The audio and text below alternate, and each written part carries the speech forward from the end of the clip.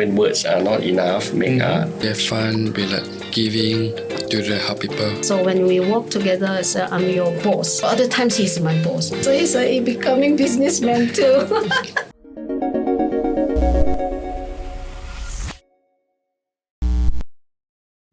Welcome to the Impact Lab at the Good Weekend.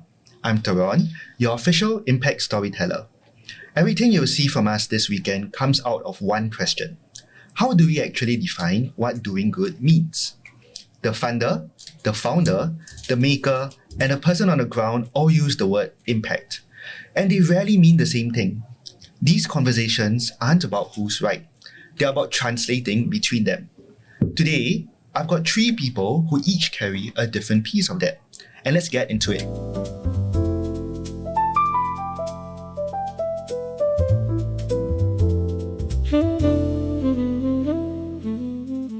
Today, we have Kathy from SNAIL Handmade Ceramics, Sejun from Artzillions, and PK from Thaddino, all of whom come from very different backgrounds, but are all doing work to use arts to improve the lives of those less fortunate.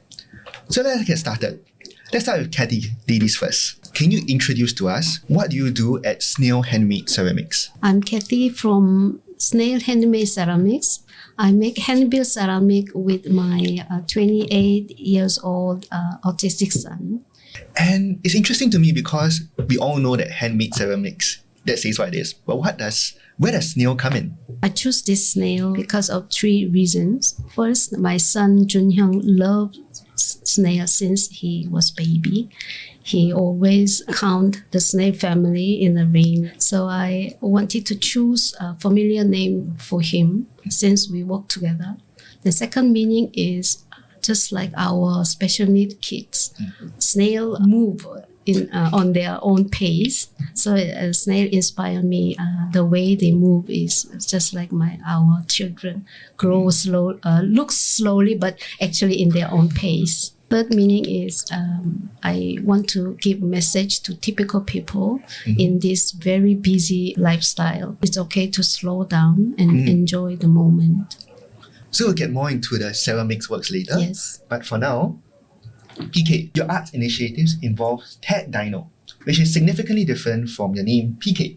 Yeah. How does that come about? My son, Thaddeus, so he loves dinosaurs. So it's as simple as his nickname is Thad. So we call him Thaddino. So that's how it's come about. Yeah. Okay. And could you introduce us to a bit more about Thaddeus? How did he get started? What's he doing now? I think he was a typical kid that loved toys, cars, dinosaur figurines when he was younger. But then after that, he continued to stuck on with the dinosaurs. So he do those when he was 5. And then he draw a lot more. After that, his drawing develops further. And he's still, even up until now, he's 18, he's still drawing dinosaurs, animals, kaiju, monsters. So that is Thaddino is very much become like a nickname to him. Yeah, so it's that Thaddino. I see. And just one last question. Since you said dinosaurs, kaijus, anything, what's Thaddeus' favorite film? Favorite film, he have quite a lot of film that he likes. But the one that he watched many times will be the Jurassic. The Jurassic World series. Yes. So we have Sejun from Artzillions. Sejun, could you tell us what's Artzillions in one line? It's the Artzillions of Australia that do some painting for the Peranakan house. And you're saying about the Peranakan house, right? What does this work mean to you? Always like painting, like the very picture to painting. I like to do some drawing, painting in the landscape.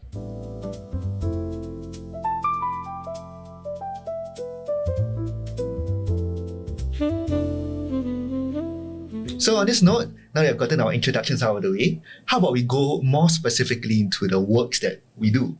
And I see that all of our guests over here have actually brought some of their works to show the audience today. So again, starting with Kathy, could I ask you all to all hold it up to the camera and introduce to us what these works mean to you? 3 years ago, I learned pottery with my son. And 2 years ago, we start selling. So this is a recent design. Our design is inspired by nature. I try to express the nature's color and feeling to give a soothing and calming feeling to people and to my son as well. Yeah, so this is, how do you feel this? This is very popular in the market now. It's like a sand dune. Yeah, sand or winter mountain and the sky. Yeah, so that's I enjoy it express nature on our ceramic.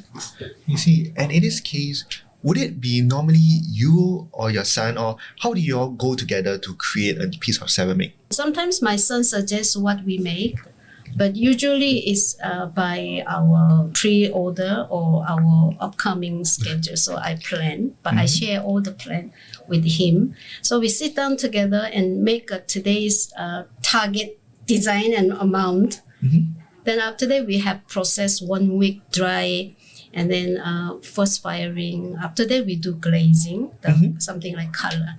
Coloring is by me because I have some background of art. So I still work with him to understand the colors. So yeah, that's how we work together. Sijun, would you like to show your Peranakan cup to everyone? Okay. So, can you introduce a bit more about this cup to us? And this cup for the Peranakan house, you can see some people want to walk in. This place got the lucky. Okay. And also part of the working space. Yeah. And almost specifically, as we see over here, only the middle one is colored. Yes. Is there a reason behind this? I'm behind like the details and they talk something. I like important that people want to walk in to see a plants is inside, and you can see like the outdoor. For PK, would you like to showcase Thaddino's work?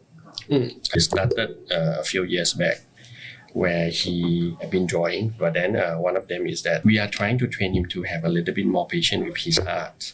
He is usually drawing it very fast and impatient. So this is a daily emotions. Wow. So when we do this, so when he do this, we get him to draw how he feel every day, just once a day. So that was about 3 months, good 3 months before he complete that piece of art. So with this daily emotion, that's where he express a lot how he feel. So that's where he translate this experience into all other arts as well. Yeah, so like one of them is this. So we train him how to tie shoelace. But instead of that, he's struggling with the shoelace a little bit. I see. So what he did was he draw a dinosaur with short arm. Okay. That means you can't really reach to the shoelace. Yeah. So that's how he expressed his art. And then the other one was quite funny as well. We, of course, like every other kids, we encourage them to exercise. On a rainy day, so he will do skipping at home. So that's where he draw these long neck dinosaurs. And then he was saying they cannot skip because the skipping rope will stuck on the head. Yes. Yeah, so that's how he expressed, and that's where it become when words are not enough, make art. So that's what he always expressed his feeling to it. We are art.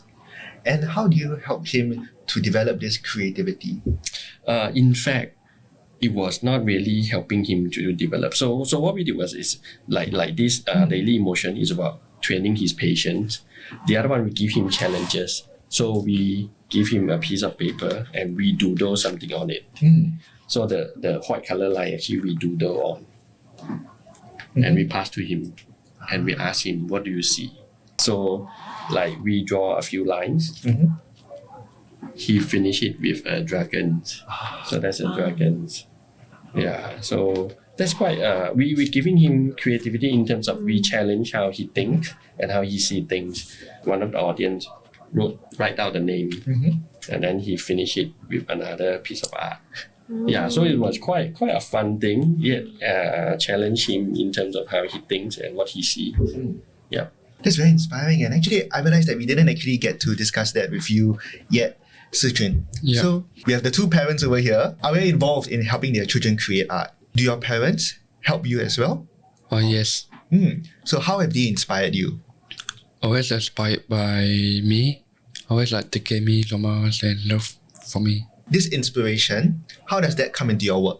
Always by love for me. I like to teach. I think art is a way for many of our young artists to express themselves and to build confidence as well, right? And I would just like to ask all of you, is there a particular piece which has helped them gain a lot of confidence or independence after building it? Essentially, what's their proudest piece in your opinion? And Sujin, maybe starting with you, can you share a bit more about that? Because I love it. You love it. Yeah. Is it this Peranakan piece or Same. oh you love every piece? Yeah. I feel like better on working on process and do some painting. Since it's focused on the process, what skills are you working on to improve? Because I put like painting, with like a canvas, with its design marks and back. Great. Okay, and for Kathy? He enjoy every shape of ceramic, but especially when he make a vase, the flower vase. Actually, every vase is made by him. He built with the coiling, long coil, understand. and build up the structure, then blend out, so sometimes leave in and just organic shape. Then in the market, he tried to sell his piece to people, try to appeal to people, and he may always choose the most big one, most expensive one that people buy. So he's a becoming businessman too. And I think he loved making bars most. Did it come from his experience, like he's good at coiling, or is it like he likes the flowers that he can hold or something? Okay, flower is. I was trained as a professional florist long ago. So I love flowers. So the vase is my favorite piece too. So I think he saw a lot of flower and vase at home. So maybe it affects It him. rubbed off. But actually, he's very good at making the coil better than me, very fast. So he built very quickly. And another reason that I leave him make all the vases is in future, I want to make a separate individual product. So for him, I will encourage him to make a vase. Then I will find out something for my own design. So now we make everyday use item, the mugs, cups, plates, vase. But in future, I want to develop more bigger and valuable. For now, his piece is very small. Bigger is about 15 centimeter. In future, I'm looking for the 30 centimeter, something like that. Yeah. So yeah. Those are quite big pieces. Yes. So maybe one piece can fit in my medium-sized kiln at home. Oh, so you even have a kiln at home? Yes, it's serious business now. Before we rented his teacher's personal studio, but we have to travel with the heavy ceramics, and sometimes it was broken, and pay a lot for the transport, and then pay for the renting the kiln. So I decided to invest for my own kiln. So we are more productive. Can twice double production than before. So more capable now. I understand. So yes, PK, is there how has Thaddeus grown in confidence since he has started this? Drawings calms him down. Because when he was younger, he melted down quite a fair bit. So every time he melted down, he could cry until like 3 hours non-stop. So but then when he go to the board, he start to do those. It helps cut down the time. So that's where he built up confidence, because I think when he melts down, he go to the board. Melts down, go to the board. So that's where it's slowing him down, calm him down a lot more. So that's where he built up the confidence in drawings. We didn't stop him. In fact, we encourage him to draw more. Yeah, so we have invested on the whiteboard markers in different colors at home. So every month we pay like a few $100 because he will draw every day. On that. So that I think that's where he built up the confidence to draw more and more. I see. Yeah. I just wanted to ask a bit more as to, in the process of creating with him, or in fact for everyone as well, in the process of creating with people who often have a stigma of being a bit more difficult to work with, what are the conflicts that you have faced, and how do we work to resolve that? For Thaddeus is we have to put him into the right mood in order to, like when he come back from school, we know we have a project to do. So we will be like, okay, Thaddeus, when he reach home, his routine, it will be, he'll wipe down his bag, he'll have his lunch, he'll go shower, until everything else is done. Then we said, okay, are you ready? Then he will tell us whether he's ready. Yes, that's where we have to build up the mood that he is comfortable with what he is at that moment. Then he will start drawing. Yes, as long as he is not in good mood, then we will have difficulties getting him to draw something. If you have to follow certain brief strictly all the time, you'll get frustrated, especially for artists. So we have to put him into a right mood in order to be able to brief him that, okay, these are the brief for you to draw something. So from time to time we will exchange with, okay, today freehand, you draw whatever you want. From time to time it'll be like, okay, there's a certain brief you need to follow. So that's why we also have to train him, because in life there are client buyer out there that you have to follow certain brief. Some can accept the way you are, and different way. Is it something which you face as well, Kathy? It's quite opposite. Because since Junhyung is a working man, he has another job as a jewelry maker. Yes, now he works as a part-time every Thursday, Friday. And also he has this pottery work with the artist or open studio. I share the schedule because he understands the target and schedule at the workplace as well. So I share with him, then if even he is tired or is not in good mood, actually I just carry on with him as a working man. Because this attitude also important, consistency at work and his own workplace. Because I always tell him, this is our business. So it's just like your bidding, the jewelry work at your workplace. He's quite understand about this. So when we work together, so I'm your boss. But other times he's my boss. This is my struggle. But he understand now, getting better. So that's also a bit challenging, but it's fun part. Sometimes I want to be lazy. Then my boss, another boss said, "Mom, we have a schedule to do this." So then he, so it's a good as well. Yeah, interesting. Sujin, Yeah. as the creator yourself, have you had times whereby you have difficulty getting creative? I feel like it's harder to see all the fun, do some painting also, and also I enjoy my work. How do you inspire yourself to become creative? I feel like it's harder. Yeah. So the process of creating makes you excited already. Yeah. Do you have the chance to work with other people when creating your work? We have fun, we like giving to the help people at the public area.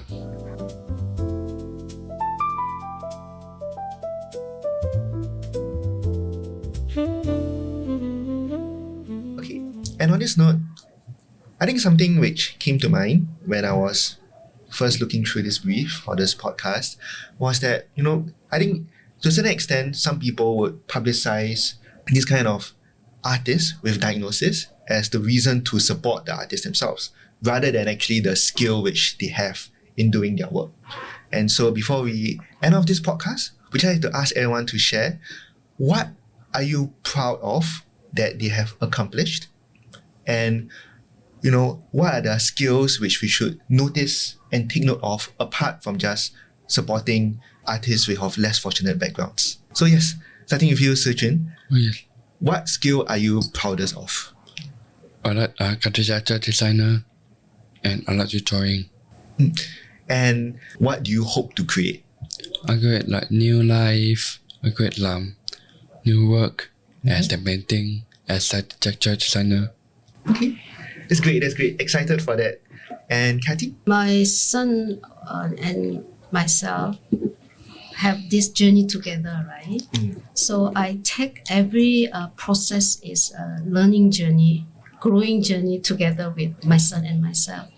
So when I see him growing in many different area through a pottery journey, I mean, he become more responsible, and then he understand market, how we earn money.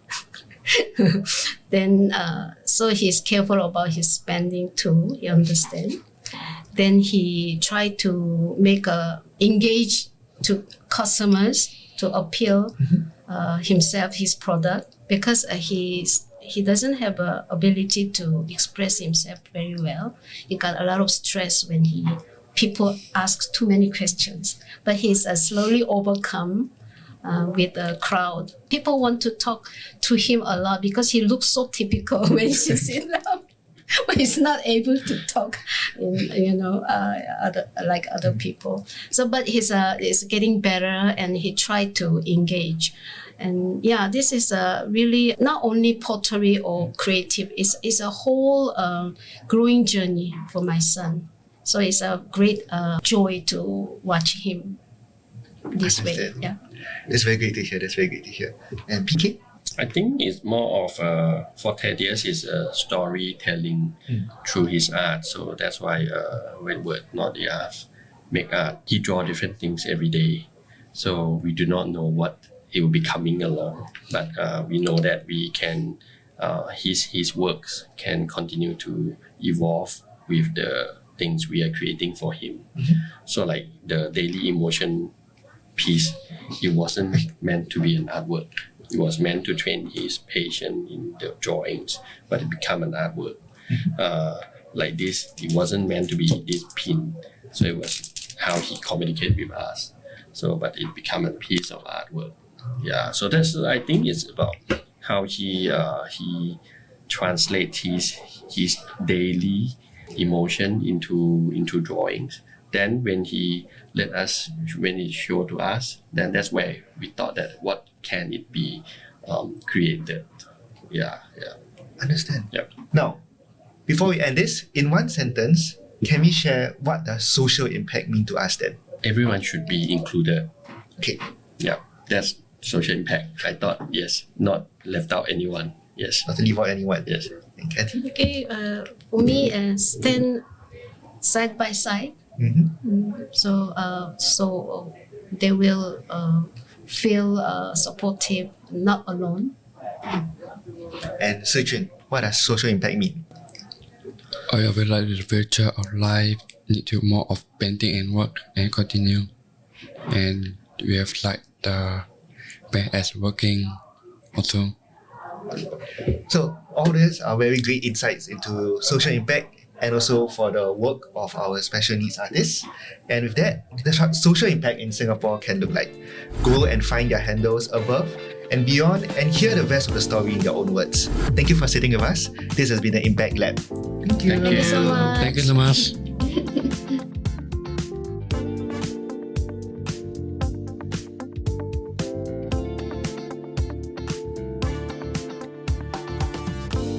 Instead of focusing on their disabilities, we need to focus on their abilities. It can be small but powerful. I hope that my art can bring joy to others, just like how it has brought a lot of joy to me.